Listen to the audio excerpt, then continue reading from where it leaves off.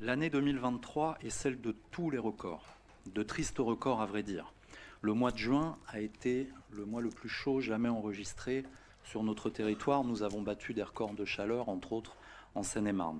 Le mois d'octobre est également le mois le plus chaud jamais enregistré. Et la douceur de ce mois de novembre laisse penser qu'il en ira sûrement de même. 3 organisations internationales ont récemment publié des rapports de synthèse sur la situation et le changement climatique en cours. Le programme européen Copernicus, le GIEC et l'ONU Climat. Ces 3 rapports sont accablants. Les accords de Paris de 2015, qui avaient fixé pour objectif de ne pas dépasser 1,5 degré d'augmentation des températures au-dessus de l'ère industrielle, est déjà caduque. La moyenne sur les 5 dernières années est de 2,2 degrés. Et la trajectoire qui est actuellement suivie nous mène tout droit vers une augmentation de 4 degrés à l'horizon 2050. 4 degrés d'augmentation globale des températures, c'est la fin du monde tel que nous le connaissons. La fin de notre modèle agricole, de nos terroirs, de notre mode de vie. La fin peut-être même de notre modèle démocratique, percuté qu'il sera par les crises de plus en plus graves et profondes. Si les scientifiques du monde entier nous alertent, nous, décideurs publics, comme ceux du privé par ailleurs, c'est pour que nous puissions prendre nos décisions au regard de ces éléments essentiels pour l'avenir. Il s'agit donc de donner notre avis sur ce rapport au regard de ces informations pour le moins préoccupantes. C'est un euphémisme. Un avis politique donc, mais aussi, et je dirais même surtout, à l'aune des moyens alloués à votre politique.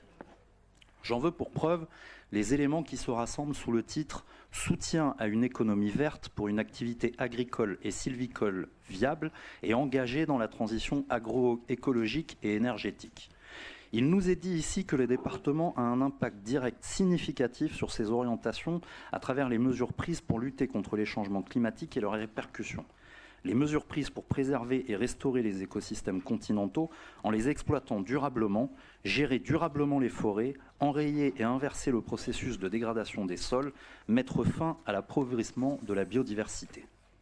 Le département a mis en avant des actions comme le soutien à 70 apiculteurs pour 18 250 €, 80 031 € pour 22 dossiers d'investissement environnementaux qui comprennent l'achat de matériel permettant un travail mécanique du sol ou un meilleur dosage des engrais, ou bien encore 816 800 € de soutien à la Chambre régionale d'agriculture.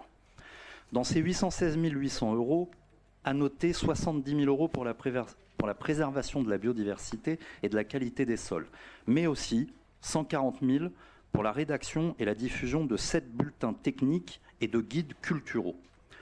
Ou encore 24 500 € regroupés sous le thème des outils de pilotage des cultures, azote.